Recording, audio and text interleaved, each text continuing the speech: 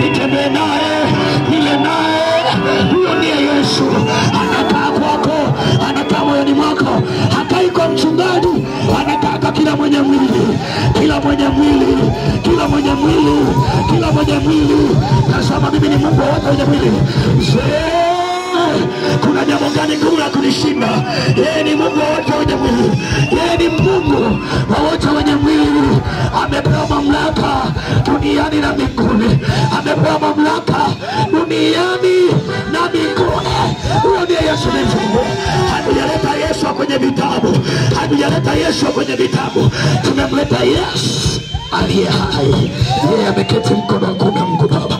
Yeye ameketi juu kabisa. Yeye malaika na maserafu wanamwinamia.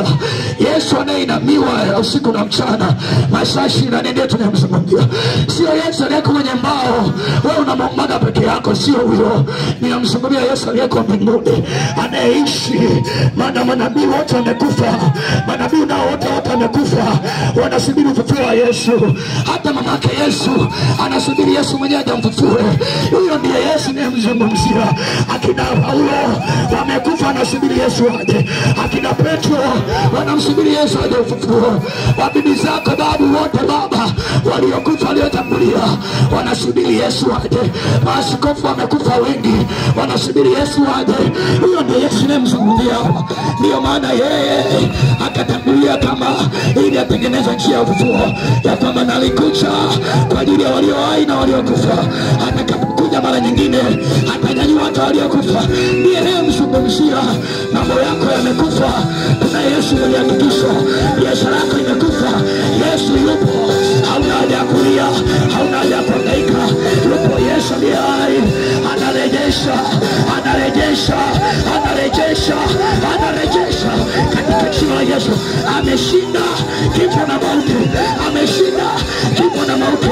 Na kwa dhambi ile mapepo yanakubali, na kwa namna ile shetani anaelewa kazi yake, na kwa namna ile nguvu za giza zinaitika, na kwa namna hiyo Baba ni mmoja, Baba ni mmoja.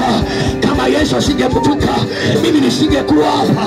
Haina haja ya kuhubiria Mungu aliyekufa, lakini na uhakikishio ya kwamba Baba amekufa, amefufuka, amepaa juu. Akaniambia, mwanangu, hivyo hivyo alivyoenda ndivyo atakaporudi. Baba anarudi. Manabii wamekufa, maaskofu wamekufa, hatujui wameenda mbinguni au wako wapi, lakini Yesu ameketi juu, ameketi juu, ameketi juu, ameketi juu, ameketi juu, ameketi juu, ameketi juu Bwana. Na leo tunaonesha kazi ya Bwana. Kwa nini Yesu ape na kufufuka? Ili watu waachiliwe huru, ili watu wafufuliwe tena. Mambo yako yamekufa, lakini leo Yesu anarejesha. Roho yako imekufa, lakini Yesu aliyekufa na kufufuka anayo mamlaka.